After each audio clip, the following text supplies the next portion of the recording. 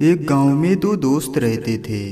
एक का नाम मोहन था और दूसरे का नाम चंपक था। वो दोनों दोस्त बहुत गरीब थे। वो दोनों खेतों पर काम करके अपना जीवन यापन करते थे। एक बार दोनों दोस्त खेत जा रहे थे तो चंपक बोला, दोस्त, आखिर हम कब तक ऐसे ही गरीबी में अपना जीवन बिताएंगे? क्या हमारी किस्मत में अमीरी नहीं लिखी है? तभी फिर मोहन बोला, अरे दोस्त, खाने के लिए भोजन और रहने के लिए घर मिला है ना, और हमें अब क्या चाहिए? ऐसे ही बात करते करते ये दोनों आगे चलते रहे। थोड़ी दूर चलने के बाद चंपक की नज़र एक किताब पर पड़ी जो किसी पेड़ के नीचे पड़ी हुई थी। चंपक ने मोहन से बताया और फिर दोनों ने उस किताब को देखा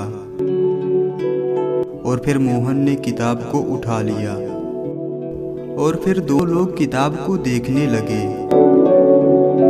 तभी फिर मोहन बोला, अरे चंपक, ये किताब नहीं है, ये तो किसी खजाने का नक्शा लगता है। चंपक बहुत खुश हो गया और बोला, चलो फिर खजाना ढूंढने चलते हैं। फिर दोनों लोग खजाने की तलाश में निकल पड़े। बहुत ढूंढने के बाद भी उन्हें नक्शे का रास्ता समझ में नहीं आ रहा था। फिर दोनों लोग एक पेड़ के नीचे बैठ गए और नक्शा देखने लगे। फिर बहुत कुछ देखने के बाद मोहन को कुछ समझ में आया तो दोनों लोग फिर से चल पड़े। चलते चलते वो लोग फिर एक गुफा के पास पहुंचे। फिर मोहन ने कहा कि चंपक, खजाना इसी गुफा के अंदर है। तो चंपक बोला, हाँ तो चलो फिर चले गुफा के अंदर। फिर दोनों लोग गुफा के अंदर चले जाते हैं। अब गुफा के अंदर वो दोनों खजाना ढूंढने लगे।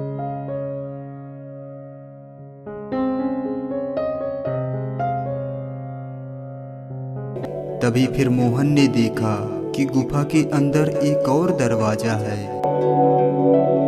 तो दोनों लोग वहां से और अंदर चले गए।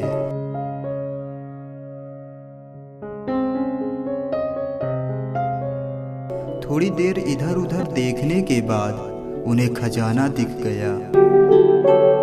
खजाना देखने के बाद वो दोनों बहुत खुश हुए।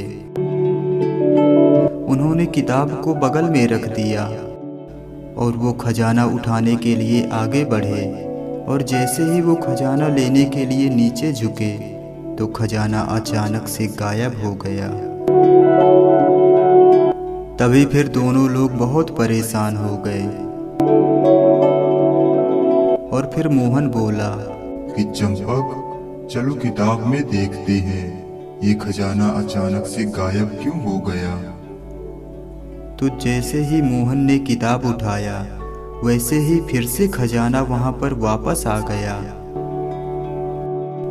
तब फिर दोनों लोग समझ गए कि ये कोई मामूली किताब नहीं है और इस किताब के बिना हम खजाना कहीं नहीं ले जा सकते हैं।